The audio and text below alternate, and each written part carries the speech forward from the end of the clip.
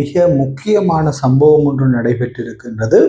அந்த சம்பவம் என்னவென்று சொல்லி சொன்னால், இந்த லெபனான் மீது இஸ்ரேல் தாக்குதல் நடத்த காரணமாக இருந்த அந்த ஹிஸ்புல்லா போராளி குழுவினுடைய தலைவர் கொல்லப்பட்டிருக்கின்றார். இந்த சம்பவம் என்பது மத்திய கிழக்கிலே மிக தீவிரமான ஒரு நிலைமையை ஏற்படுத்தி இருக்கின்றது. ஈரான் கூட தன்னுடைய மத தலைவரை இரகசிய இடம் ஒன்றுக்கு மாற்றி இருக்கின்றது.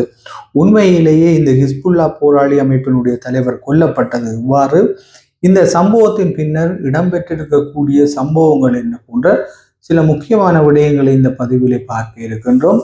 நீங்கள் பார்த்து கொண்டிருப்பது ஜேசட் தமிழ் A to Z. தொடர்ந்து முழுமையான வீடியோ பதிவுக்குள்ளே போகும். பலஸ்தீனத்தின் மீது அல்லது பலஸ்தீனத்தை தளமாக கொண்டு இயங்கக்கூடிய ஹமாஸ் போராளிகள் மீது இஸ்ரேல் ஒரு பகிரங்கமான போரை ஆரம்பித்தது. இந்த போரிலே இஸ்ரேலுக்கு தொடர்ச்சியாக தலையீடியை கொடுத்து கொண்டிருந்த ஒரு அமைப்பு தான் இந்த ஹிஸ்புல்லா. இந்த ஹிஸ்புல்லா அமைப்புக்கும் தாங்கள் நிச்சயமாக முடிவு கட்டுவோம் என்ற அறிவிப்போடு இஸ்ரேல் கடந்த 23ஆம் தேதி நோர்தர்ன் அரவுஸ் என்கின்ற ஒரு இராணுவ நடவடிக்கையினை ஆரம்பித்தது. முற்றுமுழுதாக விமான தாக்குதல்கள் மற்றும் ஏவுகணைகள் மூலமான தாக்குதல்கள் மற்றும் ட்ரோன் தாக்குதல்களை கூட்டிணைத்து இந்த தாக்குதல் என்பது நடத்தப்பட்டது. லெபனானில் இருக்கக்கூடிய இந்த ஹிஸ்புல்லா போராளிகள் அமைப்பினுடைய சுமார் 2000 இலக்குகள் மீது இந்த தாக்குதல் என்பது கடந்த சில நாட்களிலே நடைபெற்றிருக்கின்றது. மேலும் பல தாக்குதல் இலக்குகள் அடையாளம் காணப்பட்டிருக்கக்கூடிய ஒரு சூழலிலே இந்த தாக்குதல் என்பது மேலும் மேலும் தொடரப்போவதாக கூறப்படுகின்றது. இந்த நிலைமையிலே இந்த ஹிஸ்புல்லா போராளிகளுடைய தலைவர் 27ஆம் தேதி இரவு கொல்லப்பட்டிருக்கின்றார். 27ஆம் தேதி இரவு அவர் கொல்லப்பட்டிருந்தாலும் கூட 28ஆம் தேதி நேற்று மாலையிலேயே அந்த தகவலை ஹிஸ்புல்லா போராளிகள் அமைப்பும் இஸ்ரேல் அரசாங்கமும் உறுதிப்படுத்தி இருந்தன. மிக இறுக்கமான ஒரு போராளி குழுவினுடைய தலைவர் அவர் தங்கியிருக்கக்கூடிய இரகசிய இடம் எவ்வாறு அடையாளம் காணப்பட்டு எவ்வாறு அந்த தாக்குதல் இடம்பெற்றது என்பது தொடர்பிலே பலருக்கு இன்றைய வரைக்குமே புரியாத புதிராக இருந்து கொண்டிருக்கின்றது.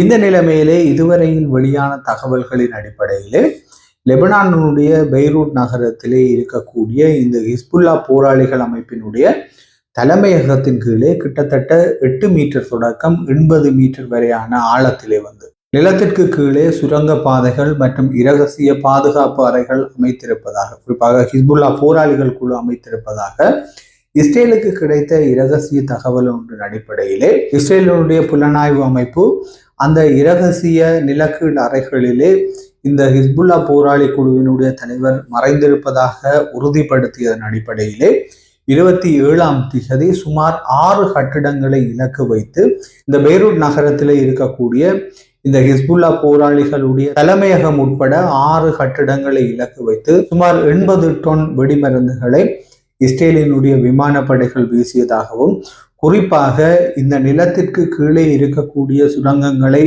அல்லது பாதுகாப்பு அறைகளை தாக்கி அளிக்கக்கூடிய வெடிபொருட்களை பயன்படுத்தி இந்த தாக்குதல் நடத்தப்பட்டதாக கூறப்படுகின்றது. இந்த தாக்குதலிலே ஹிஸ்புல்லா அமைப்பினுடைய தலைவர் ஹசன் நஸ்ரல்லா மற்றும் அவருடைய மகள் கொல்லப்பட்டிருக்கின்றார்கள். இந்த சம்பவம் மறுநாளே உறுதிப்படுத்தப்பட்டிருக்கின்றது. ஏற்கனவே இஸ்ரேலுடைய புலனாய்வு அமைப்புகளுக்கு கசிந்த தகவல்களின்படியே அந்த இரகசிய இடத்திலேயே அவர் இருந்ததாகவும், அதனை மிக துல்லியமாக கணித்து இஸ்ரேல் இந்த விமான தாக்குதலை மேற்கொண்டு அவரை கொலை செய்திருப்பதாக கூறப்படுகின்றது. இந்த சம்பவத்தை தொடர்ந்து ஹமாஸ் அமைப்பினுடைய புதிய தலைவர் பதவியேற்றிருப்பதாக கூறப்படுகின்றது.